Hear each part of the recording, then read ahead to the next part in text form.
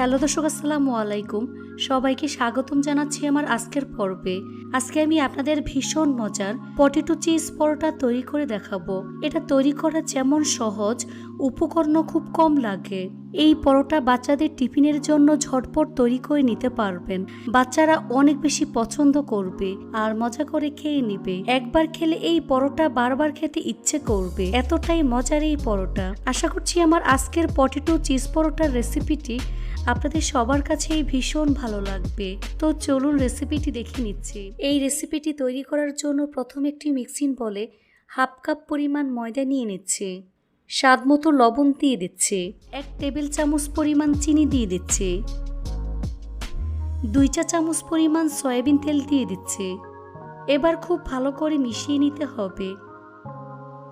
হাত দিয়ে ঘষে ঘষে তেল ময়দার সাথে ভালো করে মিশিয়ে নিতে হবে, কারণ ময়ানটা যত ভালো হবে এই পরোটা তত পারফেক্ট হবে।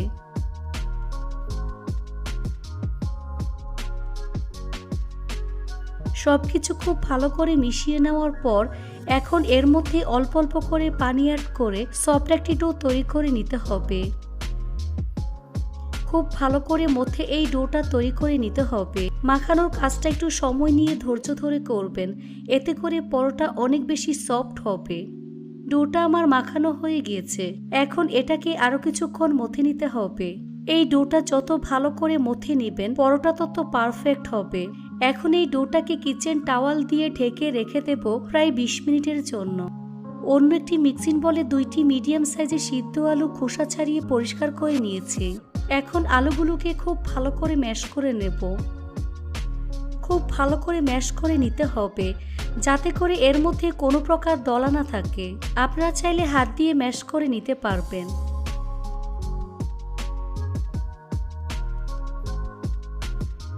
তো আলুগুলোকে খুব ভালো করে ম্যাশ করে নিয়েছি। এবার এর মধ্যে 2 টেবিল চামচ পরিমাণ গুঁড়া দুধ দিয়ে দিচ্ছি, 2 টেবিল চামচ পরিমাণ চিনি দিয়ে দিচ্ছি। এই গুঁড়া দুধ চিনি আলুর সাথে খুব ভালো করে মিশিয়ে নিতে হবে।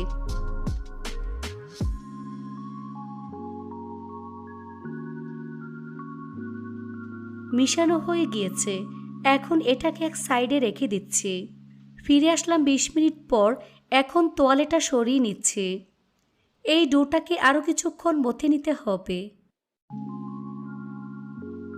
দেখুন ডোটা কতটা সফট হয়েছে।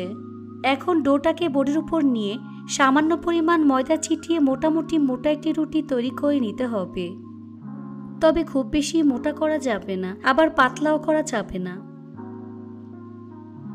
দেখুন এরকম মোটা একটি রুটি তৈরি করে নিয়েছি। এখন এই রুটির উপর বেশ কিছুটা গ্রেট করা মোজারেলা চিজ দিয়ে দিচ্ছি।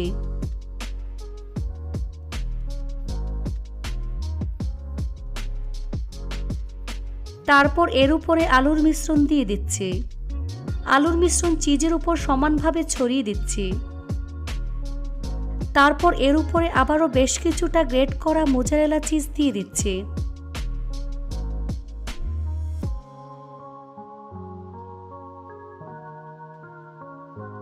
এবার হাত দিয়ে এভাবে ভাঁজ করে মুখটা বন্ধ করে দিতে হবে।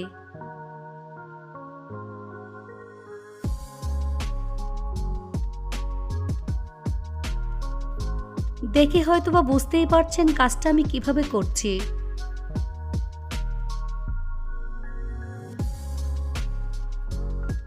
হাত দিয়ে এভাবে চেপে চেপে খুব ভালো করে সিল করে নিতে হবে, যাতে করে ভাজার সময় খুলে না যায়।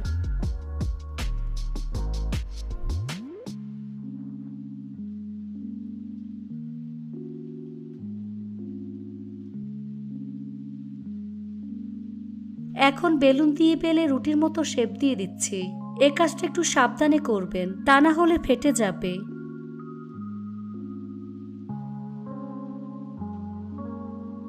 তো আমার পরোটা তৈরি হয়ে গিয়েছে। এখন চুলায় একটি ফ্রাই প্যান বসিয়ে লো আঁচে গরম করে নিয়েছি। এর মধ্যে পরোটা দিয়ে দিচ্ছি।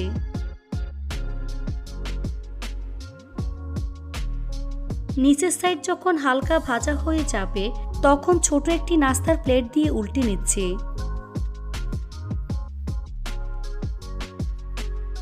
আবারও কিছুক্ষণ পর উল্টে দিচ্ছি। যখন পরোটার দুই পাশ মোটামুটি ভাজা হয়ে যাবে তখন এর উপর বাটার লাগিয়ে নিচ্ছি। আপনারা চাইলে ঘি কিংবা তেল ব্যবহার করতে পারবেন।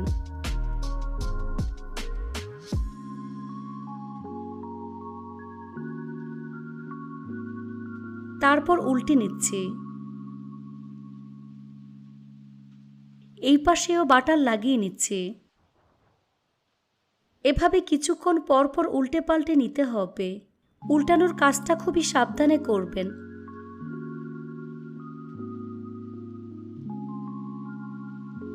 দেখুন কতটা ফুলে উঠেছে।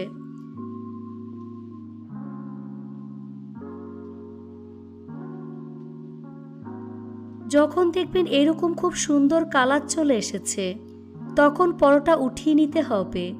তারপর পরিবেশন করে আপনাদের দেখিয়ে দিচ্ছি। দেখুন আমার পটেটো চিজ পরোটা দেখতে কতটা সুন্দর ও কতটা লোভনীয় হয়েছে। এটা শুধু দেখতেই সুন্দর না, খেতে অনেক বেশি মজার হয়েছে।